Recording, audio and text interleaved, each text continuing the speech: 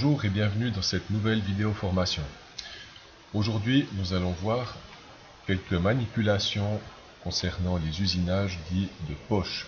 Donc, les usinages qui consistent à vider de la matière rapidement et efficacement. J'ai pour ceci un exercice qui a été préalablement préparé mais pas complètement. Donc ici, nous allons voir quelles sont les choses d'abord à prendre en compte pour un usinage et ensuite poser des trajets d'outils. Premier élément, ce sont les directions d'outils. Dans Machine, je m'en vais les corriger. Donc, direction en intérieur et CCV double pour travailler en fraisage en avalant. Je prends cette géométrie, les trois cercles, et je prends également cette partie-là. Pour les îlots, je prends extérieur CV double, donc tourner en sens horaire à l'extérieur de la géométrie, ce qui me donne ceci. Au niveau des directions d'outils, j'en aurai terminé.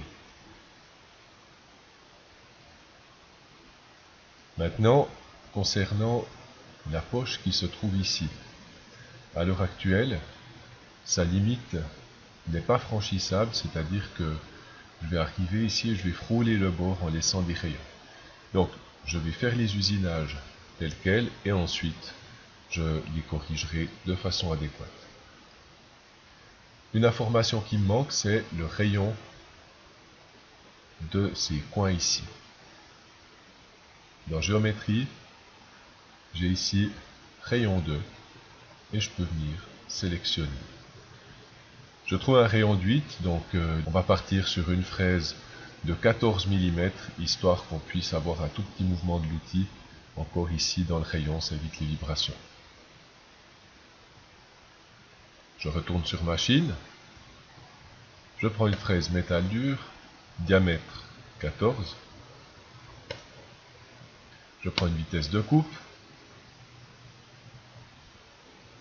Si on va parler de par exemple 260 ou 280 mètres par minute. Et je prends la fonction poche, verticale, toute simple, sélectionnée. Je n'inclus pas de passe et bouche finition pour l'instant. Je vais prendre le plan de sécurité. S'il n'y a pas de serrage dangereux, je peux mettre 1, donc si rien ne dépasse de la pièce qui est à 0. Et la profondeur, nous allons mettre -5 par exemple. Le tout en une passe.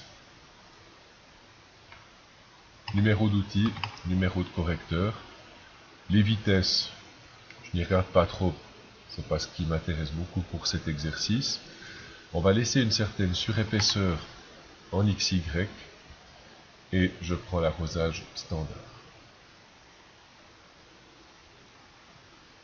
Je prends 6 géométries ici. Je vais également procéder à l'usinage de la géométrie qui est à droite. Et pour les trois cercles, je vais changer une chose ici. Je vais prendre l'option spirale. Simplement ici, la largeur de passe, je m'en vais la réduire fortement. Je vais la mettre à 3 mm. Je prends ici dans un rectangle, voilà. Et donc, j'ai ma plongée, l'arrivée tangentielle, un tour complet et je retourne vers le centre.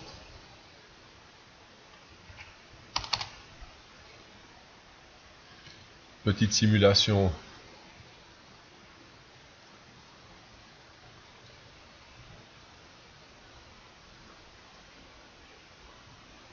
un tout petit peu rapide, mais ce que l'on voit surtout c'est la partie ici qui n'est pas du tout fraisée, donc on va maintenant s'attarder sur le franchissement de cette géométrie.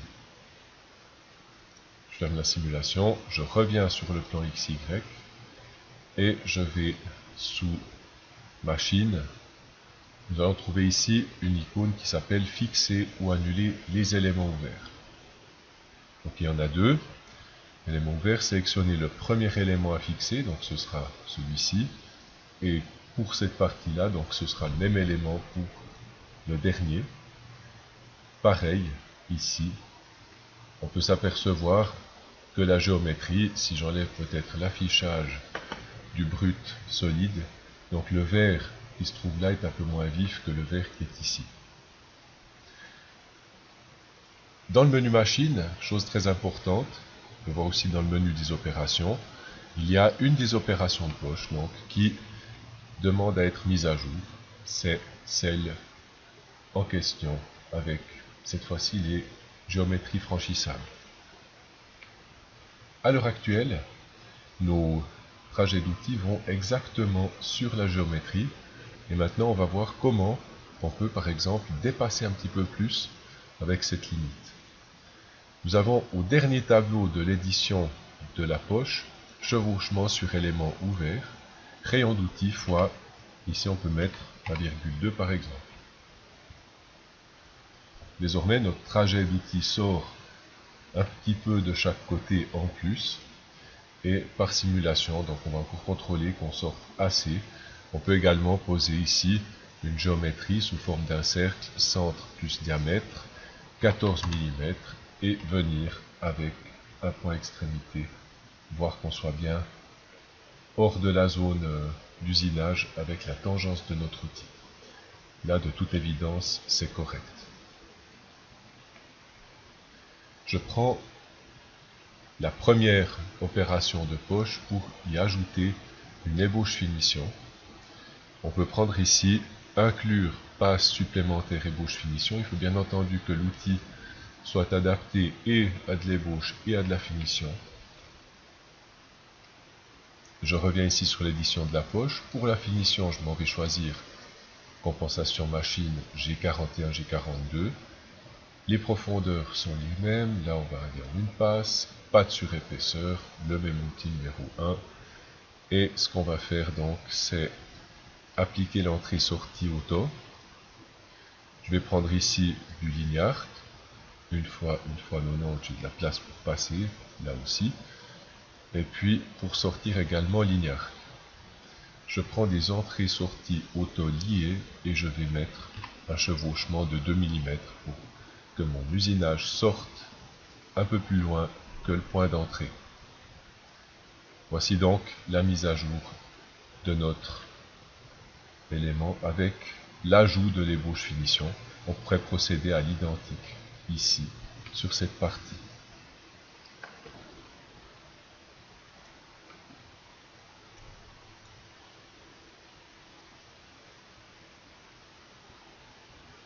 Notez qu'ici au niveau des finitions d'îlots, il y a plusieurs options. On peut les faire en partiel ou en complet.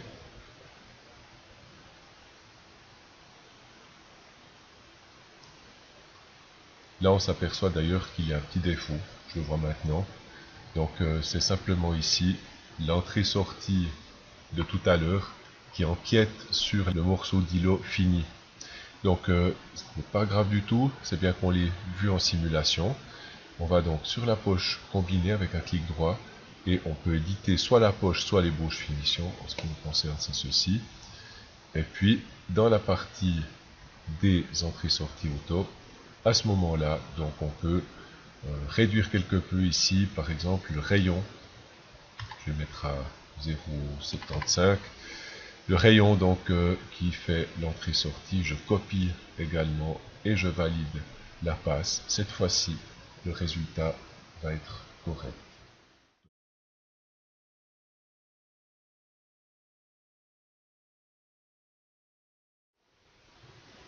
Il y a beaucoup d'options dans les menus poche.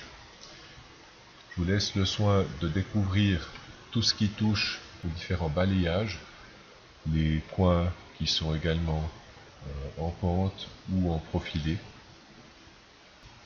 Merci de votre attention et à bientôt sur damien.group.formateur.